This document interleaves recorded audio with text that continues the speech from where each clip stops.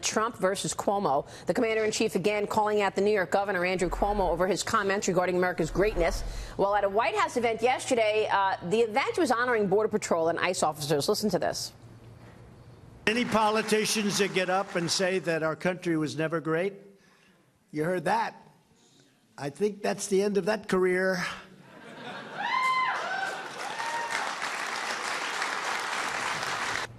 Emily, do you agree with that? Does this derail Cuomo's 2020 ambition?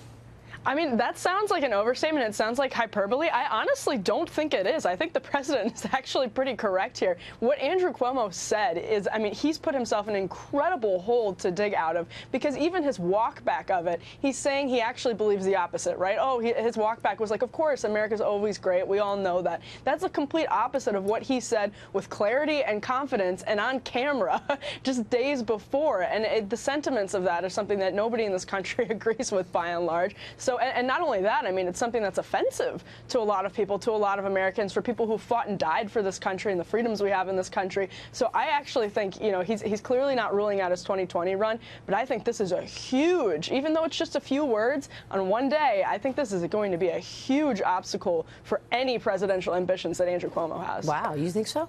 Yes.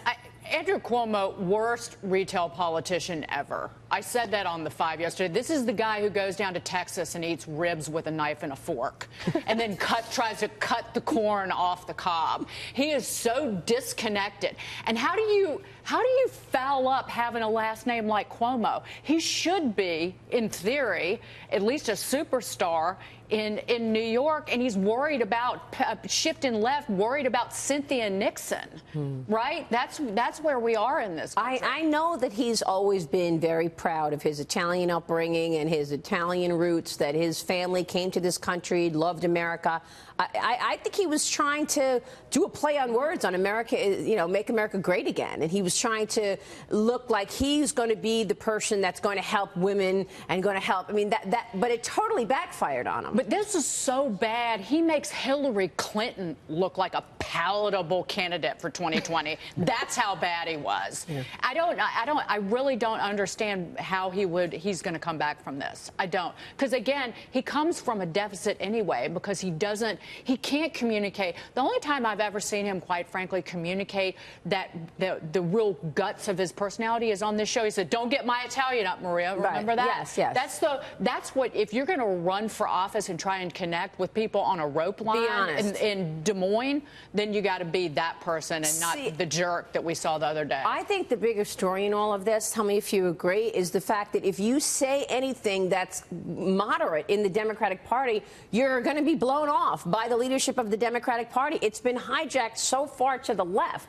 that anybody who's moderate can't get anywhere, like a Tim Ryan of Ohio. Well, that's what I was going to say to Dagan is, you know, he might make it through the primaries and be the candidate, but this is certainly going to come back and haunt him in a general election if he is the Democratic candidate. There's no way. They're not going to choose a moderate. You know, look at Alexandria Ocasio-Cortez. What did Tom Perez say the other day?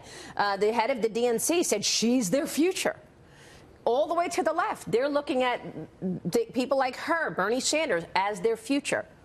They've become the party that doesn't understand basic math, is what they've become in terms of in terms of the Medicare for all, and then they try to say we're going to roll back the tax cuts and that's somehow going to pay for Medicare for all, and it doesn't even take a notch out of the cost. Yeah, that's Emily. How come the question of how do you pay for all this free stuff doesn't come up more often? Because it's not what's on their minds, and it's not really their priority. I don't think their priority is, we have to take care of the safety net first. We have to create the safety net first, and then we'll worry about the cost. And Alexandria Ocasio-Cortez, when she tries to explain the payment system, it doesn't go well for her. No. And so that's probably why they avoid bringing it up in the first place in a lot of cases. All right, Emily, good to see you. Thanks so much. Emily Jashinsky joining us there.